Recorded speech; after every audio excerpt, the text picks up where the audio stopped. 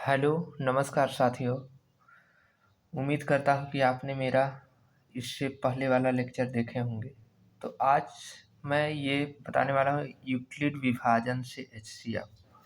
अब देखिए यूक्लिड विभाजन से एचसीएफ कैसे निकालते हैं। नॉर्मल एचसीएफ एलसीएम तो मैं बता दिया था, और एचसीएफ यूक्लिड विभाजन से कैसे निकाला जाता है इसको मैं आज बता रहा हूँ। तो देखिए क्या कहते हैं, सबसे पहले ये देखते हैं कि ए और बी दो संख्याएं दिया रहता है, इसमें से बड़ा कौन है। बड़ा ये लग रहा है, यानी बड़े को छोटे से भाग किया जाता है। तो बेसिक चीज भाग कीजिए, सॉरी,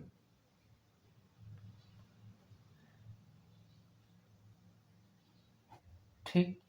ये 2 बार में कटेगा, 12, 11,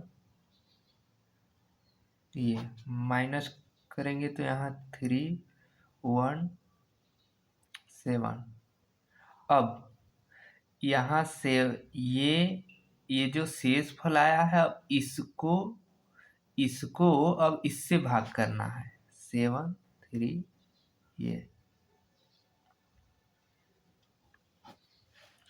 ये चला जाएगा 2 बार में।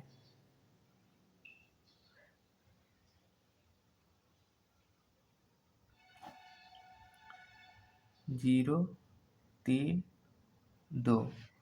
अब ये इसको इस शेष फल को इसको भाग करना है।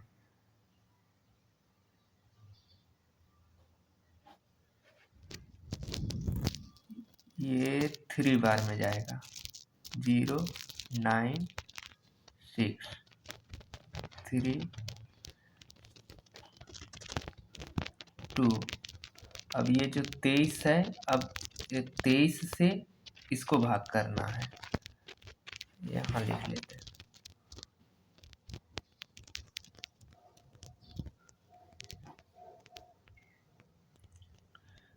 1 बार में 23, 0, 0 बार में 0, 0।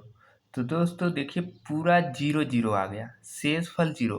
क्या करना होता है यूक्लिड विभाजन में कि बड़े को छोटे से भाग किया जाता है। भाग करने पर जो शेष फल आता है, फिर शेष फल से भाजक को भाग किया जाता है। इसी तरह भाग करते करते यहाँ 0 लाना होता है। यदि 0 आ गया तब ये जो है यहाँ जो आया है, यही संख्या आंसर कहलाता है, ये एचसीएफ कहलाता है। तो क्या हो जाएगा आंसर? आंसर में ये हो जाएगा कि क्या संख्या लिए हैं कि 16, 5, 6 का एचसीएफ ये आंसर क्या हुआ? 23। और हाँ, और मैं ये बता दूं, देखिए ये फार्मूला भाज्य बराबर भाजक गुणे भागफल प्लस शेषफल, ये फार्मूला आपने क्लास 4th में पढ़ा होगा। तो इसमें ये तो रहा भागफल, ये रहा शेषफल, और ये रहा भाजक, और ये क्या हुआ? भाज्य। तो देखिए ये यहाँ भाज्य क्या है? भाज्य इतना है, और भाजक कितना है? 16, 56 है, गुणे भागफल कितना है? 2, प्लस शेषफल कितना है? 13। ये देखिए इसको सॉल्व करेंगे तो इसके बराबर आ जाएगा। इसी से ये फार्मूला बना है, ये फार्मूला। और इंग्लिश में इसको डिवाइडेंड बोलते हैं, इसको डिवाइजर बोलते हैं, इसको क्वोशिएंट बोलते हैं, इसको रिमाइंडर बोलते हैं। और हाँ, पहले वीडियो में मैं बता चुका हूँ कि इमेजिनरी नंबर, तो इस वीडियो में परिभाषा बता देता हूँ। काल्पनिक संख्या परिभाषा होता है ऐसी संख्या जिन्हें संख्या रेखा पर दर्शाया नहीं जा सकता है क्योंकि इनका वास्तविक मान ज्ञात नहीं है, या ऐसी संख्या जिनके वर्गमूल में ऋणात्मक चिन्ह होता है। यानी ऐसी संख्या जिनको संख्या रेखा पर दर्शाया नहीं जा सकता है क्योंकि इनका वास्तविक मान पता ही नहीं। जब वास्तविक मान पता ही नहीं है तो संख्या रेखा पर दर्शाया नहीं जा सकता है। संख्या रेखा क्या होता है, आपने देखा होगा, ये लाइन होता है, यहाँ 0 और यहाँ 1 2, यहाँ -1 -2, ये संख्या रेखा होता है। यानी इन संख्या रेखा पर इससे दर्शाया नहीं जा सकता है। अब वास्तविक संख्या रियल नंबर काल्पनिक संख्याओं के अतिरिक्त, यानी ये जो ऊपर जो काल्पनिक संख्याओं के अतिरिक्त सभी संख्याओं को या ऐसी संख्याएं जिन्हें संख्या रेखा पर दर्शाया जा सकता है उन्हें रियल नंबर बोला जाता है। ये रहा एग्जाम्पल 2/3, 3/4, 7, 11, -15, √13, √3, तो यानी इनको संख्या रेखा पर दर्शाया जा सकता है।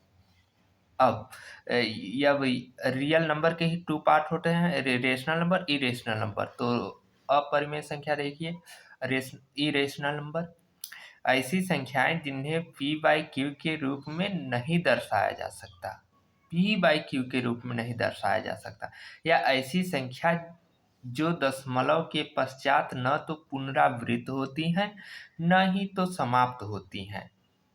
यानी दशमलव, जैसे ये एग्जाम्पल में √2, इसका मान ये होता है, ये तो न तो पुनरावृत्त हो रहा है इसका मान और न ही समाप्त ही हो रहा है, इसके वजह से इरेशनल नंबर। उसी तरह √3, ये तो न पुनरावृत्त हो रहा है न ही समाप्त हो रहा है। पाई का मान न तो पुनरावृत्त हो रहा है न तो समाप्त हो रहा है, इसके वजह से ये इरेशनल नंबर। दोस्तों अब रेशनल नंबर में देखते हैं कि ऐसी संख्या जिन्हें p/q के रूप में दर्शाया जा सकता है परिमेय संख्या कहा जाता है। ठीक, सॉरी, इसका एग्जाम्पल तो लिखा ही नहीं। एग्जाम्पल इसका होता है 3/1 3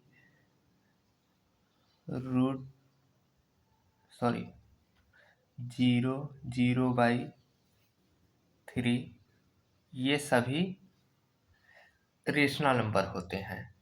पिछले पुराने वीडियो में मैं बताया हूँ, देख लीजिएगा। साथियों, आपने ये फार्मूला देखा होगा, दो संख्याओं का गुणनफल बराबर एलसीएम गुणे एचसीएफ। हाँ, ये फार्मूला होता है। इस फार्मूले को मैं सिद्ध कर देता हूँ। पहला संख्या ये, दूसरा संख्या बी, तब ए गुणे बी इक्वल टू एलसीएम गुणे एचसीएफ। मान लेते हैं कि पहला संख्या ये बराबर 20 है, दूसरा संख्या b बराबर 30 है। तब, और आपने मेरे पहले वाले वीडियो में देखा होगा कि 20 और 30 का एलसीएम 60 निकाला हूँ, 20 और 30 का एचसीएफ 10 निकाला हूँ। तो देखिए, ए और बी को, यानी ए और बी को जब मल्टीप्लाई करा रहे हैं तो 600 आ रहा है, और एलसीएम और एचसीएफ को मल्टीप्लाई कर रहे हैं तो 600 आ रहा है। यानी दोनों साइड बराबर हो गए, बराबर। इसका मतलब कि ये जो फार्मूला बना है सिद्ध हो गया, यानी दोनों साइड इक्वल है, बराबर है, कोई कम बेसी नहीं है, तो ये फार्मूला सिद्ध हो गया। आगे मैं नेक्स्ट वीडियो में आगे बात करूँगा। ओके, धन्यवाद।